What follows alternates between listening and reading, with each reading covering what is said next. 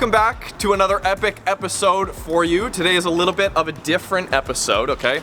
So we're here at Autodromo Racing and Development. We're gonna take a couple cars out on the road and do some driving and see what shenanigans we can get up to. Come with me, I'll show you a couple of the cars we're gonna be driving today. Here is Will's Porsche 944 Turbo, but it's not actually turbocharged at all because, of course, if you guys watched our full feature on it, it has an LS under the hood and it's a little modified, making about 400 horsepower. Okay, so we have my Skyline as well in the back. I try not to showcase, it kind of feels weird showcasing my own car a lot of the time on the channel, but this is where Autodromo comes in.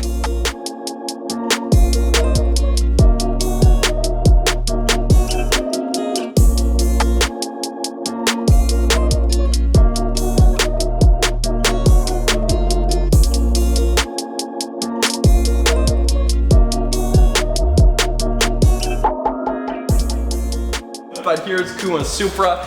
Go for a drive in this at some point. I think it's actually uninsured for the winter. I'm not exactly sure, but this is like Kuma's dream car. Before this, he owned a BRZ or an FRS. It's really cool.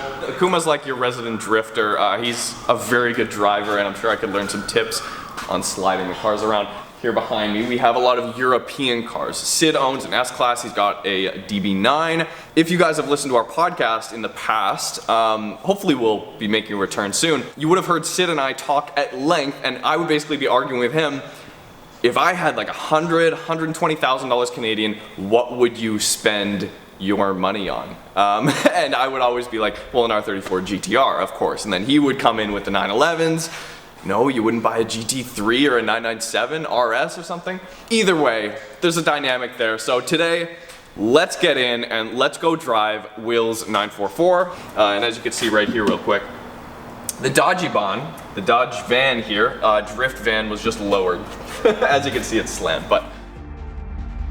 All right, this is Will's 86 944 Turbo. Like I said, not turbocharged at all. We did do a full feature on this car and we did a lot of driving with it. So if you haven't checked that out, the link is below. So we're gonna take this, no, that's a Skyline key. But in today's video, it's pouring rain out. We've got well over 400 horsepower or thereabouts under the hood. And we're gonna see if we can't get a little bit sideways maybe and have a little bit of fun. I don't think we're gonna have to try very hard. We'll start her up. So you guys can see here.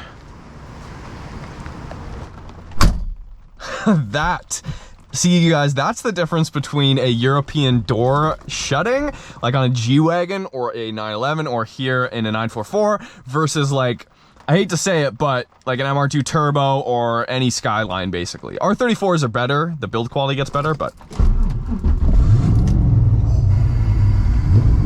We're gonna turn this right down. Okay. This is a bit of a monster of a car. Now, as I mentioned, I have driven this car once before, basically, and that was for that video shoot, and I drove it around for a full day. So we're gonna warm the car up a little bit here. It's so exciting, this car.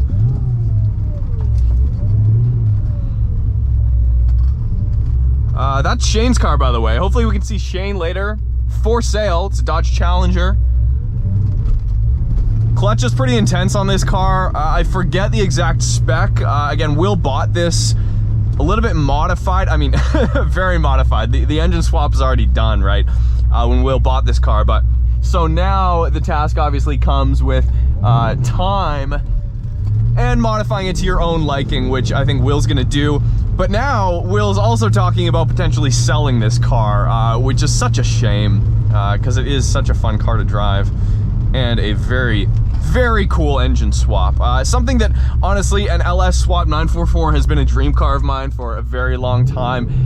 The 944 is just, it's one of the sickest looking 80s sports cars of any continent, in my opinion. So they just look so mean, and I feel the LS sound and the vibrations and the energy of a V8 like that suit the car honestly quite well.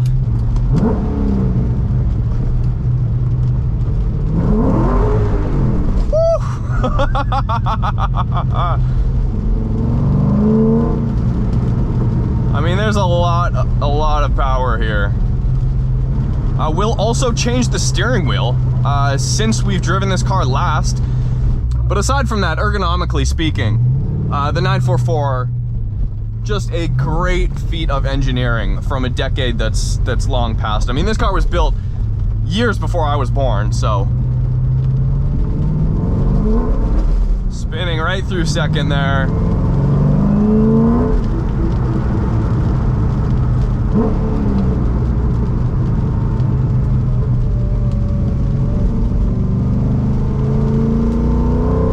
I'll tell you, there was one thing you told me I was going to be doing this weekend. It would not have been driving an LS swapped 944 turbo on the rainiest day of the year. It is the transaxle, so effectively the engine's up here, the transmission's actually behind me, so that's why the 944 has pretty much exactly 50-50 weight distribution. I mean, people love to hate on LS swaps, and to a certain extent, yeah, it's like, okay, they don't require the most imagination. But that being said, they roar, they're so reliable, they're really friendly to work on in, you know, almost any engine bay. And they, you know, they provide 400 plus pound-feet of NA torque. That's the key here. Very rarely, actually, this is funny, but very rarely I would say taking a turbo car, what was a turbo car from the factory, and then putting a big ass naturally aspirated engine in it. Normally I'd be opposed from going turbo to NA, but in this case scenario, works wonderfully, actually works wonderfully. As you can see back there, half cage. We've got, these seats are not factory 944 seats, these are actually fresh out of SKIDS 88 911 SC Targa.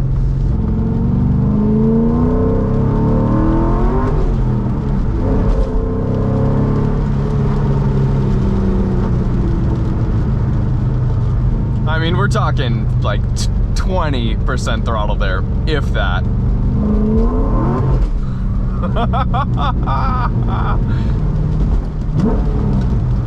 Yeah, constantly over revving it's really tough to get that blip right.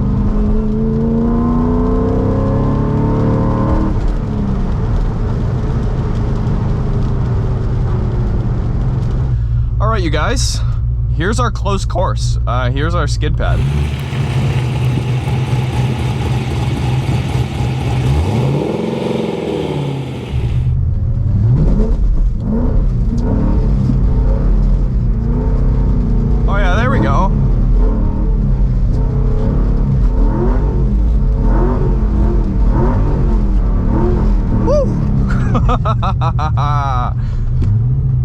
Will, this car is so much fun. You're literally watching me learn how to drift right now, you guys. I like, you know, I've slid a couple cars, but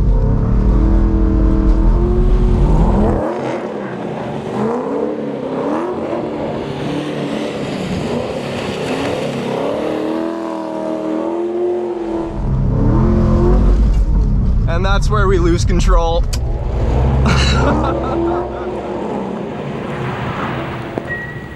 Nothing to see here, folks. This is all first gear. I don't know if I should maybe be doing second gear, but oh, that's full lock. Yeah.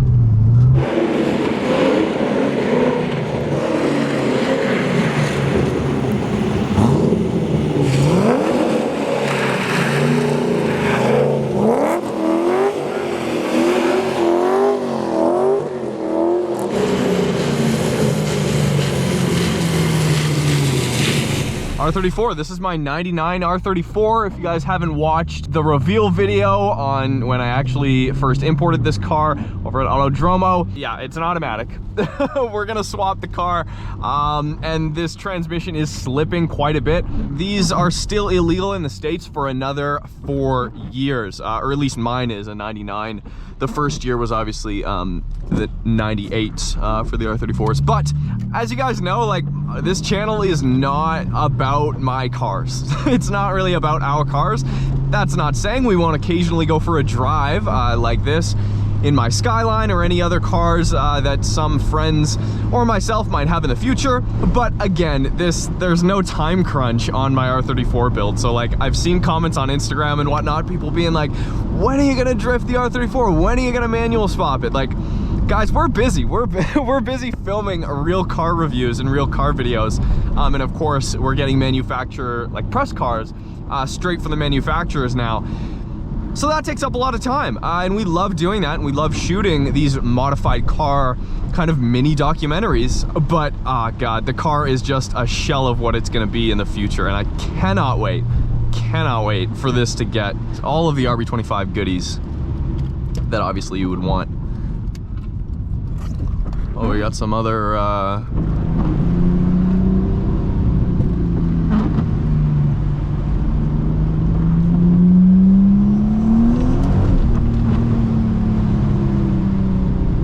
mean, this is basically like, hey, can you drive a crappy automatic R34 Skyline? I hope the answer is yes. The only real deal breaker would be the transmission. But as you guys can see, the car hasn't changed much. Pretty much still as you guys last saw it. But yeah, let's see if we can do some sliding. These are, by the way, Stagio spec tires. So these are like a slightly fatter sidewall than the standard R34 spec that you would have. So yeah, standard specs 215s, and these are 225s all the way around. If we break the transmission, if we break the car, if we pop some tires, you'll be the first to see it. Also, sunroof provides some more light, so that's fun. TSC off. It's gonna be tough to get like a full donut going here. We'll try to do a big one. I think that's what I gotta do, because I really have to keep those revs up for the transmission to actually hook.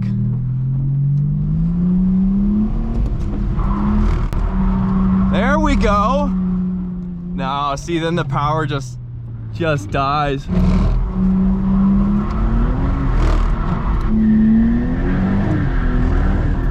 Yeah, the automatic R34 GT-Ts, if you guys don't know, came with a viscous LSD. Once the power gets put down through the transmission, once all that happens, then it feels like momentarily both wheels are getting power, both rear wheels, but then the LSD just completely shits the bed, kind of like my MR2 used to do, which is why MR2s aren't good at doing consistent donuts. That was all right. This car is gonna be so much better than it is now.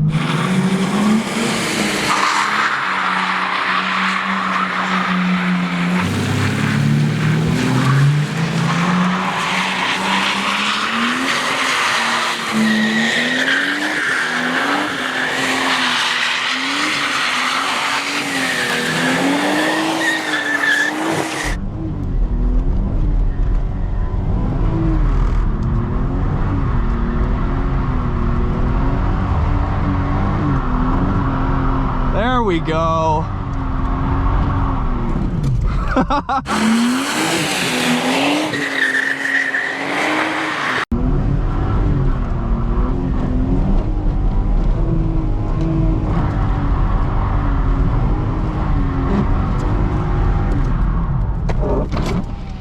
All right, you guys. Damn, that's fun. I'm not, yeah, that's it. I'm not gonna push our luck. So what do you know? Even with the gearbox dying, we'll do donuts. But as you can see, when it started hooking up there, this is all one tire fire. That's literally what that is. So what do we need? We obviously need a proper LSD, probably get something fresh from Japan, Nismo LSD, something like that. And it needs a manual, of course. But let's go back to the shop, talk to Will, and yeah, wrap it up. Also, if you guys are in Richmond and you're looking to get work done on your car, come here. Come down to Autodromo, tell them I sent you, tell them Roads Untraveled sent you, and I'm sure they'll treat you very, actually I promise they will treat you so kind. So, sup, Sid? Good. So we got a lot of things coming up in the new year. Oh, for sure. Am I allowed to bring up the fact that you guys have tossed around the idea of potentially like purchasing a drift car in Japan? Oh, 100%. As a series? Power Vehicles, we're coming for you. Is that what the place is called? Power Vehicles? Yeah, it's one of the only car dealerships that are on Ibisu circuit. They deal in cars that are ex-Pro-Am cars or some really out of the ordinary. For example, there's an SL500 there, like an early 90s one with a 2JZ in it. Wow. And that's one of the cars I'm kind of looking at. Actually? Yeah. You come here to Autodromo, and we got an LS swapped 944 outside, and then Sid's here talking about a Japanese swapped European car. Freak show stuff. We're also talking about potentially starting up the podcast again. Anyways, you guys, thanks for watching. 944, hopefully you guys enjoyed the quick POV drive. I think that footage turned out a lot better than our old POVs. So if you guys like that and you want to see more kind of POV casual videos, and we're gonna come by Autodromo, I feel like a lot this winter, comment down below. Again, if you want to see more of these kinds of videos hanging out at Autodromo, we're happy to make them. So hit the like button, subscribe if you haven't already, and we'll see you guys next time.